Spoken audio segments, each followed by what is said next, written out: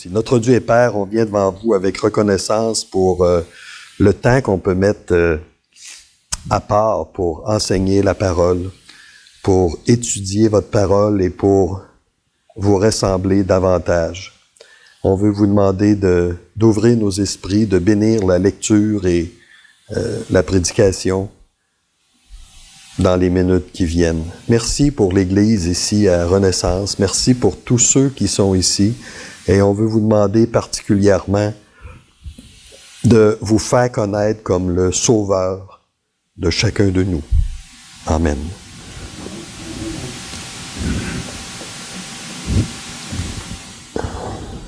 Vous avez vu le contrôle de la langue dans Jacques 3. Je vous invite à tourner dans Jacques 3 pendant que je vous parle de cette image-là, qui est une image, hein, parce qu'à l'époque, la photographie existait, mais pas à grande échelle comme ça.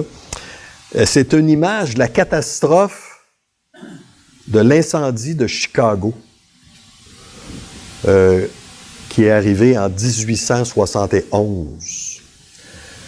Et juste une petite parenthèse sur l'incendie de Chicago. Moody, la journée avant l'incendie s'est déclaré le 8 octobre. Le 7 octobre, Moody a fait une réunion d'évangélisation. Et il a dit aux gens, je vous donne jusqu'à demain pour prendre une décision. Il y avait une autre réunion le lendemain. Le 8, il y a eu l'incendie.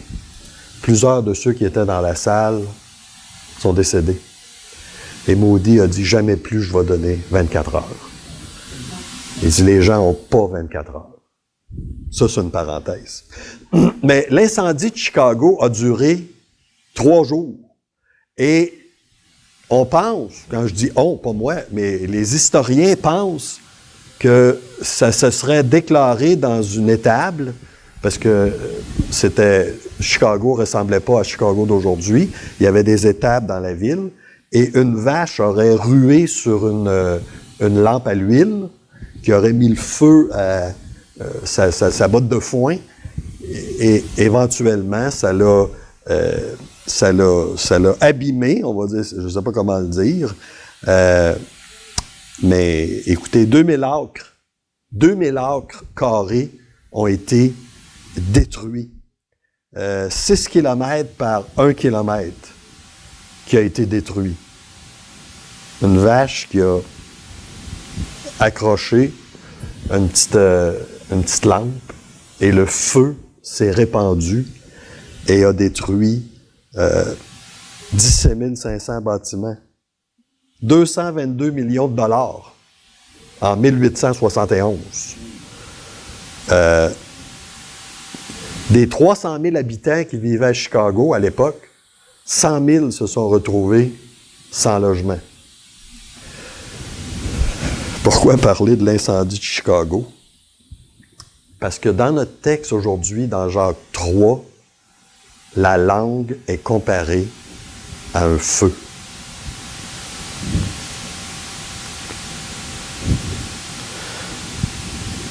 Et on va voir 3 points. L'importance du contrôle de la langue, le besoin du contrôle de la langue et l'inconstance de la langue.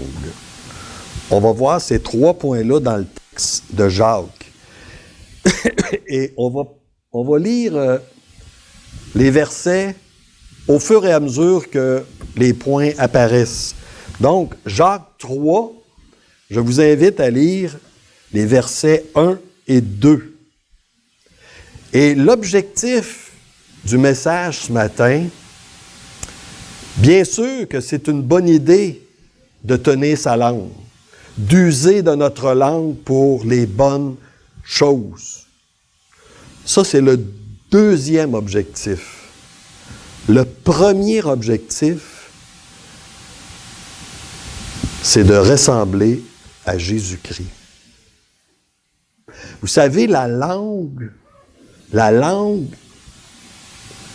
toute parole est l'expression fondamentale d'une pensée. Donc, avant que la parole sorte, la pensée est là. Et étant donné que le texte va nous le montrer, je ne contrôle pas tant que ça mes pensées, ça sort. Comme une vache qui rue sur une petite lampe à l'huile. Je donne ça comme exemple. Mais dans le cas de Jésus-Christ, il n'y a pas eu de mauvaises paroles parce qu'il n'y avait pas de mauvaises pensées. Et ça, c'est le premier objectif. De faire attention à ce qu'on dit, et j'ai presque envie de dire en 2023, à ce qu'on écrit quand on envoie un courriel, de faire attention, mais de nourrir notre esprit avec des bonnes choses pour que l'expression fondamentale de notre pensée soit positive. Donc, versets 1 et 2. Mes frères, qu'il n'y ait pas parmi vous un grand nombre de personnes qui se mettent à enseigner, car vous savez que nous serons jugés plus sévèrement. Nous bronchons tous de plusieurs manières. Si quelqu'un ne bronche point en parole, c'est un homme parfait, capable de tenir tout son corps en bride. Vous savez, au temps du Nouveau Testament, il n'y avait pas de télévision. Je vous l'apprends. Les gens ne pouvaient pas regarder, avoir un passe-temps avec la télévision ou la radio. Les gens n'avaient pas de vedettes comme Sidney Crosby ou LeBron James, ou ça n'existait pas. Ce qui existait, c'était les orateurs. Pour se divertir, le peuple avait du théâtre, du chant et des orateurs. Des gens qui réunissaient des foules dans des espaces et qui discouraient, qui avaient un discours. Et ces gens-là étaient vus comme supérieurs.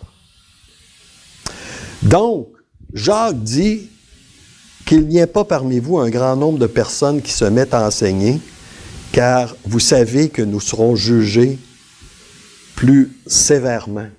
Et parmi ces gens-là, évidemment, quand on...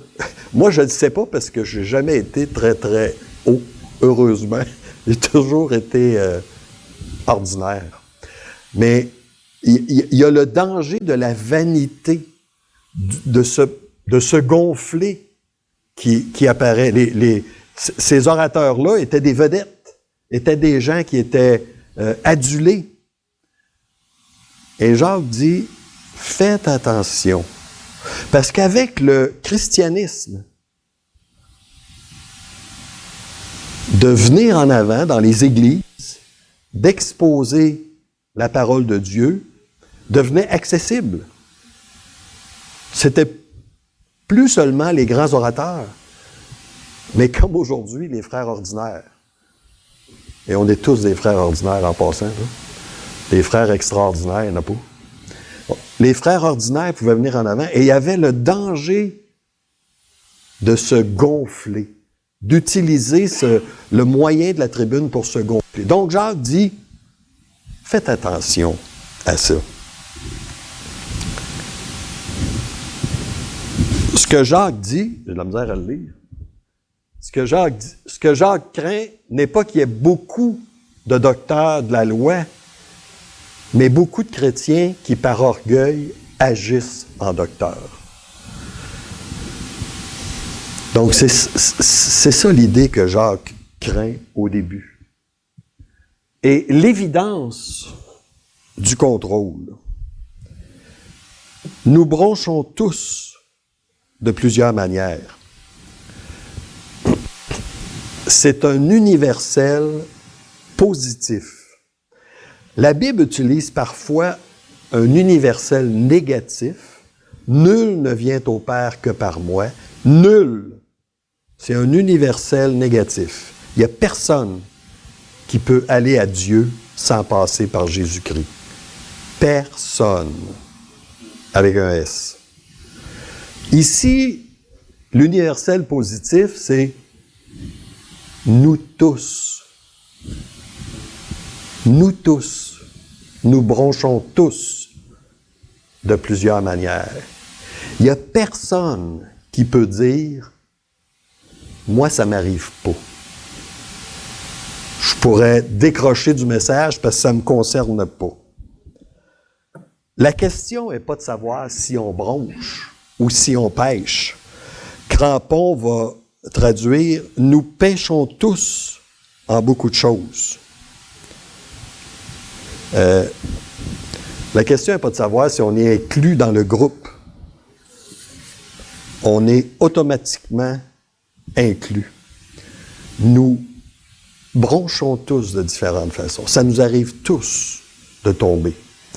Et le texte, je vais vous faire une petite confidence, mesdames. Nous, les hommes, on pense que c'est les femmes qui parlent beaucoup.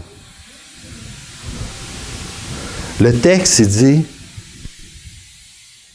si quelqu'un bronche en parole, c'est un homme parfait. Homme, c'est pas le générique humain, c'est aner, mâle. Les gars, ça nous touche.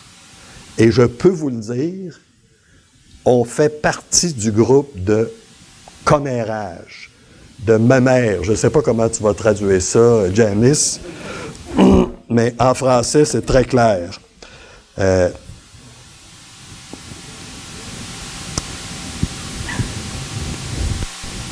Si quelqu'un ne bronche point en parole, c'est un homme parfait. Parfait, c'est amené à une fin accomplie. C'est un homme qui est capable de se contrôler. C'est ça que le texte nous dit. Et la langue,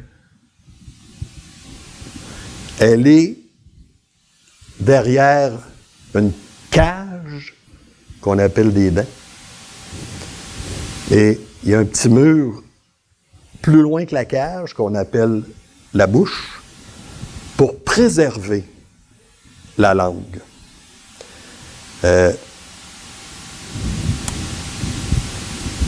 C'est un membre difficile à contrôler.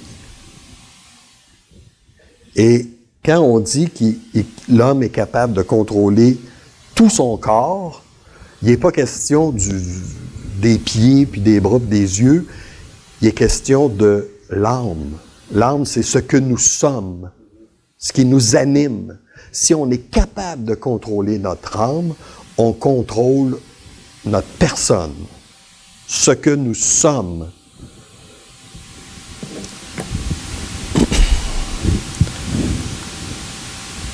Le besoin du contrôle de la langue, versets 3 à 6. Si nous mettons le mors dans la bouche des chevaux pour qu'ils nous obéissent, nous dirigeons ainsi leur corps tout entier.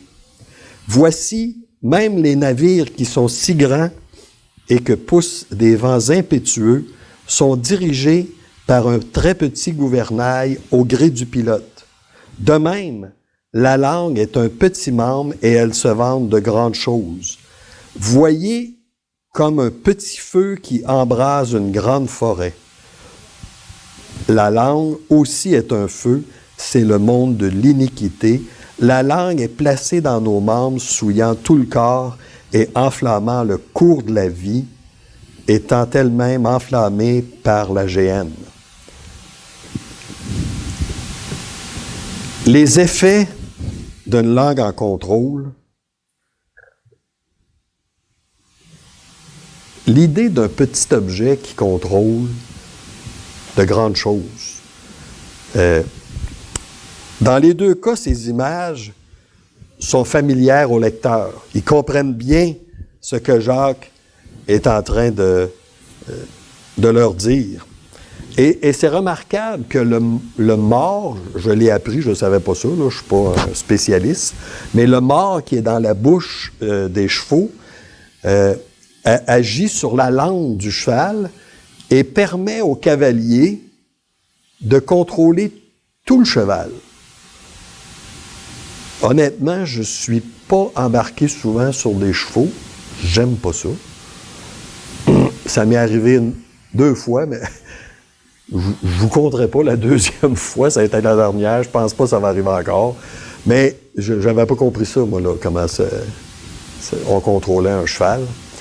Et ceux qui sont habiles, ceux qui connaissent ça, contrôlent le cheval tout entier. Et vous avez déjà été à côté d'un cheval. C'est beaucoup plus gros que nous, beaucoup plus puissant que nous. Mais au travers du mort, le cavalier contrôle le cheval entier. Et c'est la même chose avec le navire. Le gouvernail est pas un membre, là, mais un petit élément dans le bateau, ou sous le bateau. Et c'est le gouvernail, le texte dit, au gré du pilote, qui fait que le bateau va aller à droite ou à gauche, etc. Et l'auteur compare la langue, qui est un petit membre dans notre corps, aux morts des chevaux ou au gouvernail. Ce petit membre-là peut contrôler tout notre corps. D'abord notre esprit et éventuellement tout le corps. Ce que Jacques enseigne, c'est que des petits instruments par rapport à la grandeur de l'entité les contrôlent entièrement, comme notre langue. C'est possible que Jacques, vous savez, à cette époque, le judaïsme bascule vers le christianisme. Donc, toute la pensée, et elle était forte, toute la pensée religieuse du temps est en train de basculer vers le christianisme. En fait, pas tant de gens que ça se sont convertis au christianisme, mais c'est ce que Jacques et les apôtres enseignaient. Ils étaient à contre-courant. Comme nous, d'ailleurs, aujourd'hui, ici encore. On est à contre-courant.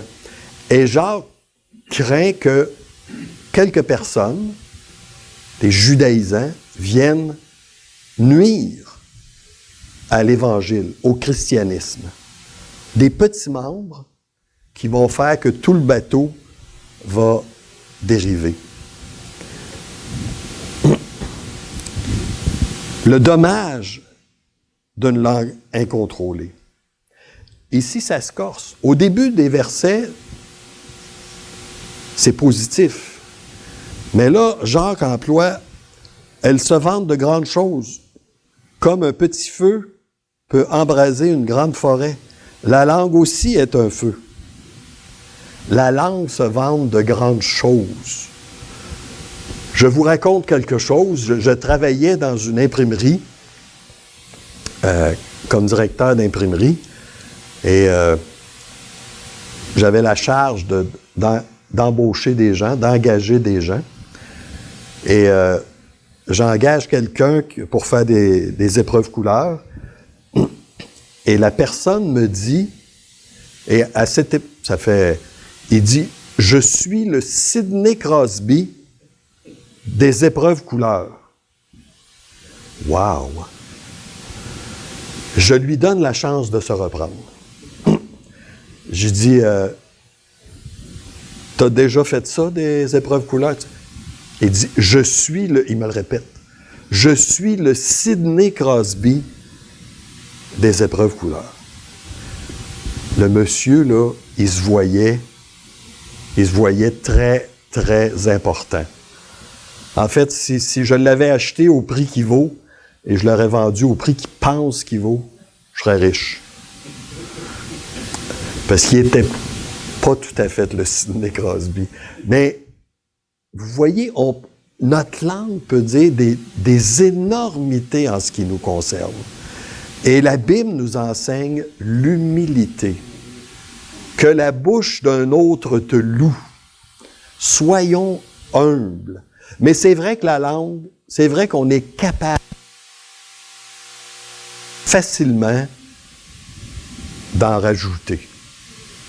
J'ai beaucoup aimé lire sur Michael Jordan. Probablement, vous connaissez qui est Michael Jordan, le joueur de basket, un des meilleurs de tous les temps. Et Michael Jordan a dit « J'ai paru bien meilleur que je suis à cause de mes coéquipiers. » Il a donné la gloire à ses coéquipiers. Wayne Gretzky, lui, il a dit « Il n'y a personne de plus grand que son sport. » Et à l'époque, il s'appelait Monsieur Hockey, il s'appelait...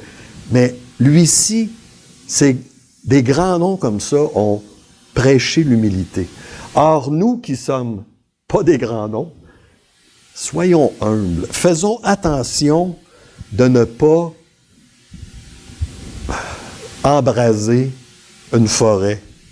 Je ne sais pas s'il y a une expression en anglais, mais en québécois, on dit « ne soyons pas un pétard mouillé ». Un pétard qui n'explose pas, parce qu'il n'y a rien à exploser.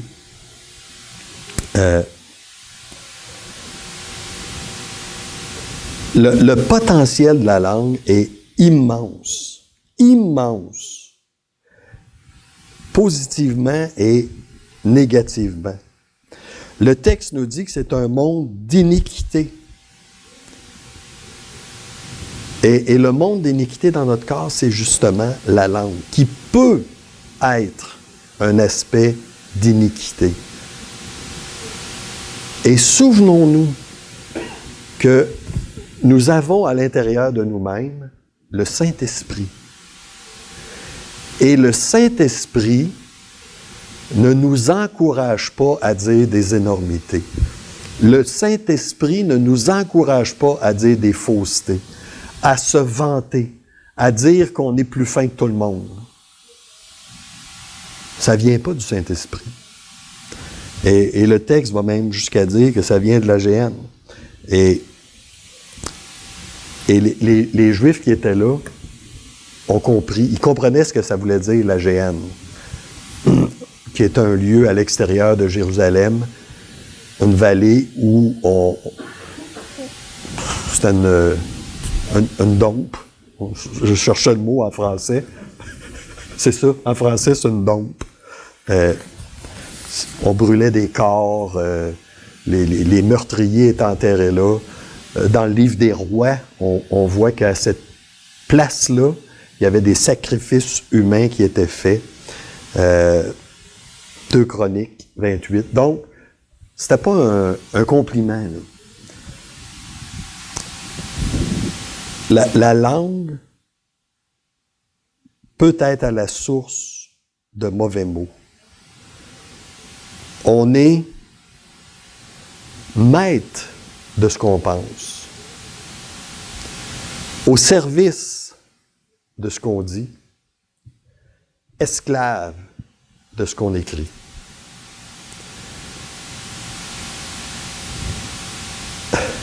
Si on a des mauvaises pensées, laissons-les pas glisser dans notre bouche et les répandre comme un feu. Je me dépêche pour la fin. L'inconsistance de la langue. Toutes les espèces de bêtes, d'oiseaux, de reptiles et d'animaux marins sont domptées et ont été domptées par l'homme. Mais la langue, aucun homme ne peut la dompter. Car c'est un mal qu'on ne peut réprimer. Elle est pleine de venin mortel. Par elle, nous bénissons le Seigneur notre Père, et par elle, nous maudissons les hommes faits à l'image de Dieu. De la même bouche sortent la bénédiction et la malédiction. Il ne faut pas, mes frères, qu'il en soit ainsi. La source fait-elle jaillir par la même ouverture l'eau douce et l'eau amère? Un figuier, mes frères, peut-il produire des olives ou une vigne des figues? de l'eau salée ne peut pas non plus produire de l'eau douce. Donc, l'inconsistance de la langue. Toutes les espèces de bêtes, reptiles, animaux sont domptés ou ont été domptés par la nature humaine. Le verbe qui est traduit par dompter ne veut pas dire domestiquer, comme ça pourrait être le cas avec un chien ou un chat ou un lapin. Ça veut dire dominer.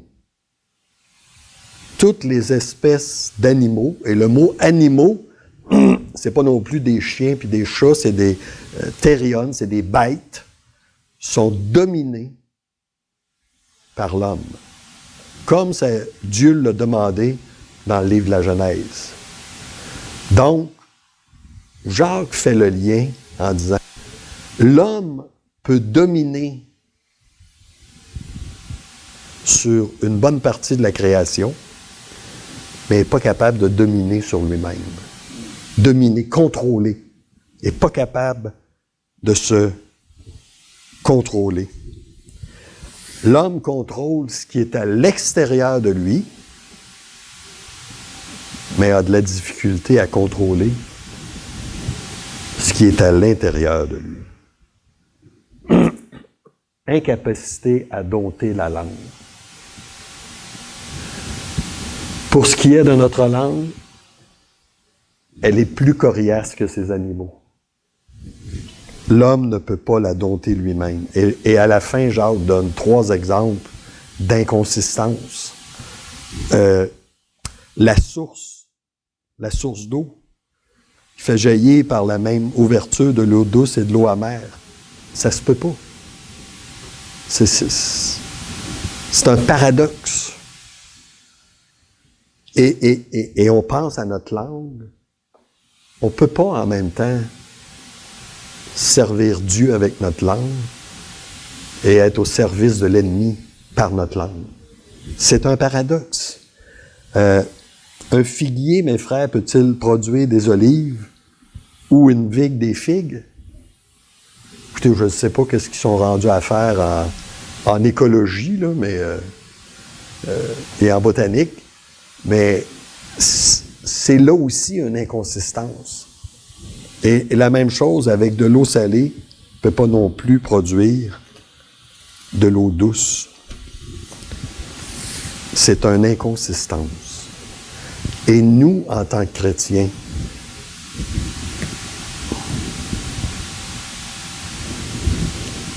je nous laisse avec ce verset-là.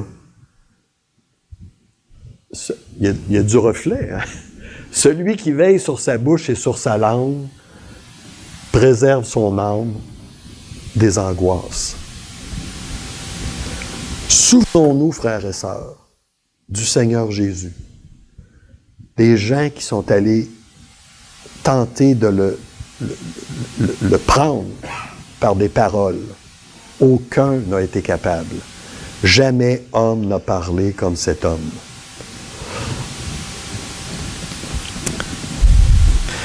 Il m'arrive parfois que les gens me disent que je ressemble à mon père. Il a 90 ans. Je ne suis pas certain que c'est un compliment, mais en tout cas, ils me disent ça. Et en général, j'aime ça. Mais j'aimerais ressembler à mon Père céleste en ce qui concerne la langue. J'aimerais, et quand je dis j'aimerais, là, j'aimerais aller sur la Lune, c'est peu probable que ça va arriver, mais de tenir ma langue, c'est tout à fait probable, possible. Pas parce que je suis quelqu'un de différent, parce que comme vous, le Saint-Esprit habite en moi. Et par lui, c'est possible. Donc, frères et sœurs, utilisons notre langue pour glorifier Dieu. Et glorifier Dieu, ça ne veut pas simplement dire Dieu, tu es grand, tu es bon, tu es merveilleux. Ça ne veut pas juste dire ça. Ça veut dire se comporter comme un enfant de Dieu. On aime ça, des messages pratiques. C'est pratique. Comportons comme des enfants de Dieu. Notre Dieu et Père, encore une fois, on vient devant vous pour vous demander de bénir ces pensées, qu'on puisse vous ressembler davantage par notre comportement, par nos paroles qui vont édifier, que ce ne soit pas un feu dévorant comme on l'a lu dans l'Épître de Jacques, mais que ce soit des paroles douces et à salut. C'est dans le nom précieux du Seigneur Jésus qu'on prie. Amen.